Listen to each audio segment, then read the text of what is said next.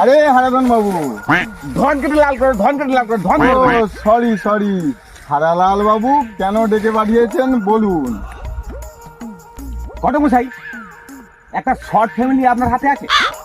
তা আমার হাতে থাকবে না তো কার হাতে থাকবে? এই পাড়ের 1 নম্বর ঘটক আমি, কেলটু ঘটক।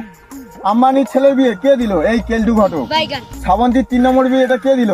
এই কেলটু ঘটক। দাদা আমাকে ফোন করেছিল দাদার মেয়ের জন্য, ছেলে আমিই দেখছি। তাহলে ঘটক মশাই, আমার মেয়ের জন্য একটা শর্ট ফ্যামিলির ব্যবস্থা তোমাকে করে দিতে হবে। Short family, long family, high family সব হয়ে যাবে। না, কোনো হাইট চাপ লাগবে না, নেই। হাইট লাগবে না, শর্ট ফ্যামিলি ঠিক আছে, হয়ে যাবে। কোনো family চাপ হলেই নিতে হবে। হবে না, হয়ে যাবে। হবে? হ্যাঁ, এখন তাহলে আসি। ঠিক আছে, এই দেখা কথা হচ্ছে। ঠিক আছে।